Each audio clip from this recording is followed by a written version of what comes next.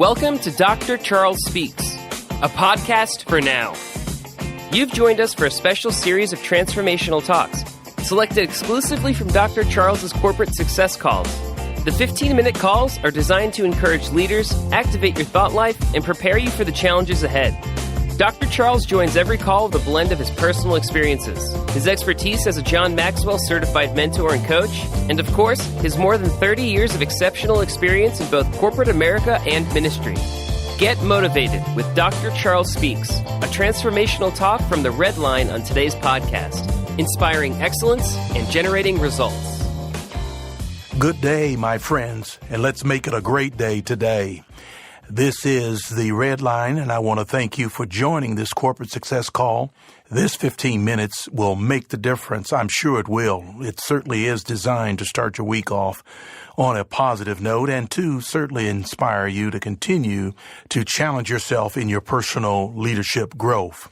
Today, I want to talk about having a vision with foresight. You know, when we talk about leadership, transformational leaders, they have a vision of what they want to achieve and the ability to clearly communicate this vision so that everyone in the organization understands what is needed to achieve the vision and that the vision is clear. And does it need to be refined from time to time? And so I want to kind of take it from the business perspective over to making it personal for you and for me, for that matter. As we start a brand new year, we have an opportunity to kind of take stock of what we've learned from the past, what we can do better. And certainly with a bright future ahead of us, we must begin to bring in some building blocks to make us that much more effective.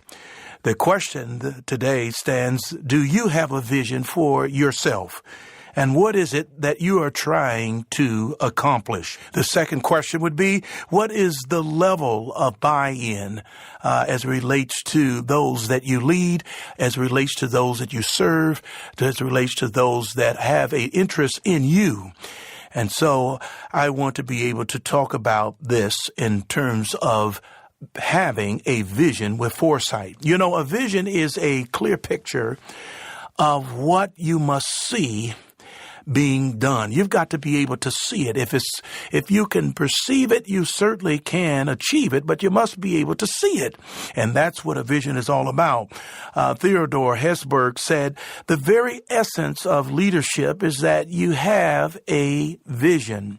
It's got to be a vision that you can articulate clearly and that you can be able to share with the passion of belief in itself. Because if you don't believe in a thing, it's not going to work for you. But when you receive it first and you believe it, then you have the possibility of being able to get people to go along and buy into that which you are sharing with them with your vision. So the question stands, are you striving to simply survive another year? Are you dreaming about success? Or are you really out to make a truly significant difference going forward? I know a lot of people in the beginning of the year, they make resolutions, they make promises, and by the time we get down to January 31st, they forget all about them. Someone said that we must do something habitually for at least 21 consecutive days, and then it becomes a habit. I found that to be true when I decided to put more emphasis on exercising and working out and making it a point that I made that part of my everyday or every week schedule. And at first, it was very easy to make excuses and come up with reasons why I couldn't go to work out and get my exercise in. But then when I took another approach with it and decided that let's make it an appointment, something about an appointment that it made me stick to the regimen of going and working out. And in that process, I began to build building blocks because after 21 days or after 3 or 4 weeks in doing this, it became a natural habit. And it's something about the body. The body cries out for that appetite. In this particular case, the appetite was to get your body up and running and exercising whereas we have other appetites to eat food that maybe we shouldn't eat. But at the end of the day, I discovered that if you practice, as they say, practice makes perfect. Now, we're talking about vision and foresight, and I want to encourage you on today to write out the vision and to make it plain and to be able to share it with others. Because one thing about sharing your vision with others, it will make you accountable. You know, a lot of times people want to put something under a bushel and hide it and work with it and then pop out with it later on after they proved it and after they tested it. But one thing about sharing your vision, it puts a little bit of pressure on you to do your work, to do your homework. And because those people that you share it with from time to time, they're going to ask you, how are you doing with that vision? And you want to be able to give them an update as to how you're coming along. So it does put the accountability measure on you to go out and to do what you say you're going to do. And the other thing that keeps you focused on it is to have it visible where you can see it, whether you wrote it on a card, whether you have it on your iPhone, whether you taped it up on the refrigerator. You have it where it is a constant reminder of that which you are out to set out to achieve. And then to have those checkpoints along the way to really do some soul searching in terms of where you're at, what you could be doing, and what are some of the things that you need to do some additional research on, or to get yourself in front of some people that may be able to lend some support by giving you some good advice. So Helen Keller, she once said this. She said, "What would be worse than being born blind?" And her reply was to have sight without vision. So you can physically see something, but if you can't see the thing that is not necessarily in the present at the moment, but you can see yourself taking steps and walking towards it until it manifests itself, then you have a vision that at some point will be able to realize as you get to that place of your destiny. I do some running, and, you know, running long distance is not one of my favorite things. Now, if something is chasing after me, I can run pretty fast. I remember as a kid, we were going down an alley, and two of my buddies were on a bike, and I was walking alongside them. Well, somebody let the dog loose that was about 50 yards away, and the dog began to bark and run after us. And my two friends, of course, they're paddling their bike as fast as they can, and I'm running. And I was running and keeping up with them. It was only when I looked down, I realized that I was running, and I started getting tired. But that particular day, we outran the dog that was after us. But the thing about that is that the vision is to get away. And my vision was to get away from that dog because I didn't know if he was going to bite us or not. And so when you think in terms of what you see is what you can be. And when you have something tangible that you can keep your focus on, it becomes that much more easier to obtain it. So when I run now, I look at an object that I want to get to, and it's not very long in terms of distance. I make it short enough where I can realistically get there. And in my mind, I feel like if I could only get to that spot, then I can make a decision to continue on.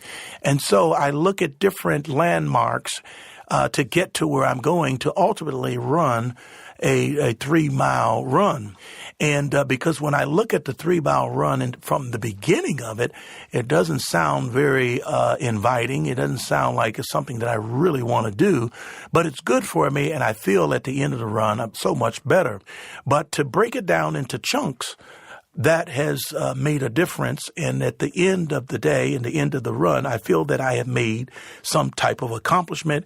I feel better. My mind is clear. The stress is off of me, and I feel like I've done a healthy thing. So what am I saying? I'm saying that in a vision in itself, that you see it continuously, and you're making moves towards it, though you may not be able to get it all in one swoop, you'll be able to make different steps along the way to get you to where you're trying to go. So people realize this. People do not follow a dream in itself. But what they do is they follow the leader who has that dream and the ability to communicate it effectively. So there's two things here I want you to get out of this, is that when you have that tangible vision of what it is that you are inspiring or aspiring to do, and you're working your way through that to get there, and you have the people around you that you're able to articulate that vision, then it makes a difference. Because when you think about effective leaders, they have a vision. They must have a vision because they have so many followers and so many departments that they're reporting to them and looking to them. And so with that vision becomes the energy. And that is a key word, energy. And another key word is passion. And when you have the energy and when you have the passion to get behind something, it's contagious. It rubs off on people. People feel like, look, if you believe in the thing, then it must be something to it. And they're more at ease to joining in, to perhaps lending some advice, or even actually physically participating in what it is that you're trying to do. So the vision becomes the energy behind every effort and the force that pushes through all problems, because in every vision that you are aspiring to reach, there are going to be some adjustments along the way. There'll be some problems that you may encounter. Well, not may encounter. I'm sure you will. Anybody that's ever tried to do anything realize that there were things along the way that perhaps tripped them up momentarily, but keeping their eye on the prize kept them going. And so something else you need in terms of obtaining the vision, I said you got to have the energy, you got to have the passion, but you got to have the drive. And the drive is even when you don't feel like going out and doing the things that you must do, you give yourself an opportunity to do something. And so in making your way to that, you're going to need energy, you're going to need passion, you're going to need drive.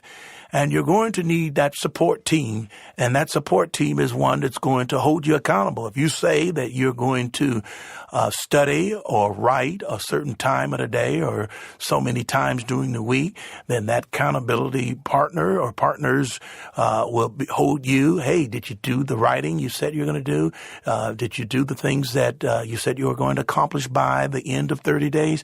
And that keeps you moving in that direction. And so those are the checkpoints that you would need to continue to realize the vision. You know, with vision, the leader is on a mission. And so that's the other word that you got to be. Not only have the drive, but you're on a mission. Nothing is going to turn you back. No matter what comes your way, you have made up in your mind that you are going to get to the finish line. And, you know, I think back, I used to watch my daughter run track, and they would have all of the different events, whether it be the 100 meter, the 200 meter, the 400 meter, and those folks that would run 2-3 miles, I would just say, man, I don't know how they're doing it, but something about it, two things had come out. One, you saw the drive of them continuously running and keeping the pace and to get to the finish line. And then two, even those that did not finish first, they never gave up. So great leaders, they possess these two things. Number one, they know where they're going. And number two, they're able to persuade others to follow along with them. You know, I'll leave you with this. A person with vision talks but does much. And a person with a vision finds strength from their inner conviction. And then a person with vision continues when problems arise. Thank you, my friends, for joining me in on this day. You have been listening to Dr. Charles on the Red Line, the Corporate Success Call. Now, let's go back to work and make a great week out of it. God bless. Talk to you soon. Thank you for listening to Dr. Charles Speaks. Visit drcharlesred.com for booking info for your ministry, business, or leadership team. Get info about the Red Line, a 15-minute corporate success call each Monday morning with Dr. Charles. Follow Dr. Charles on all social media at Dr. Charles Red. Subscribe to the podcast here for every episode of Dr. Charles Speaks. Thanks for joining us. Like Dr. Charles always says, no matter what, never, never, never give up. Until next time.